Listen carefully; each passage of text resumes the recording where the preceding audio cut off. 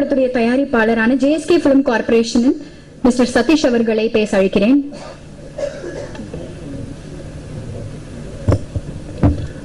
அனைவருக்கும் மாலை வணக்கம்.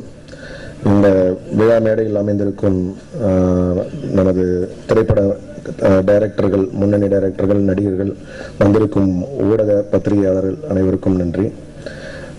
இன்றைய தினம் எங்களுக்கு ஒரு ரெட்டடிப்பு மகிழ்ச்சி. காலையில் இந்த படத்தின் இசை வெளியீட்டு விழா நடிகர் உலகநாயகன் திரு கமலஹாசன் அவர்கள் அவருடைய கரங்களால் வெளியிட சிறப்பாக அந்த நிகழ்ச்சி நடைபெற்றது. அவருக்கு இந்த விழா மேடையில் அதற்கு நான் நன்றி தெரிவித்துக் கொள்கிறேன். அடுத்தபடியாக இன்று மாலை இந்த சிறப்பான இந்த ட்ரெய்லர் வெளியீட்டு விழா.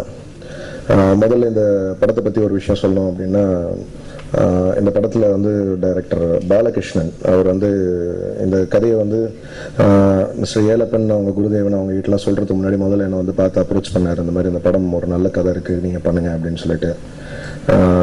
நான் அப்போது அவர் ஒரு ப்ரொடக்ஷன் மேனேஜர் தானே, எந்த அளவுக்கு ஒரு படம் எடுத்துகிட்டு போகிறார் அப்படின்னு சொல்லிட்டு ஒரு பெரிய தப்பு கணக்கு போட்டுட்டேன் ஃபஸ்ட்டு டைம். அதுக்கப்புறம் பார்த்தீங்கன்னா அவர் இந்த படம் ரொம்ப சிறப்பாக எடுத்திருந்தார்.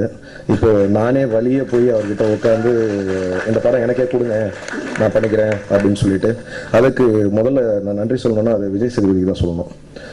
ஒரு நாள் ஈவினிங் நான் உட்காந்து பேசிகிட்டு இருக்கும்போது ரம்மி எப்படி வந்திருக்குன்னு பொதுவாக அவர்கிட்ட தினந்தோறும் நாங்கள் ஒருத்தர் பேசி சந்திச்சுட்டு இருக்கும்போது இந்த விஷயங்கள் பேசுவோம்.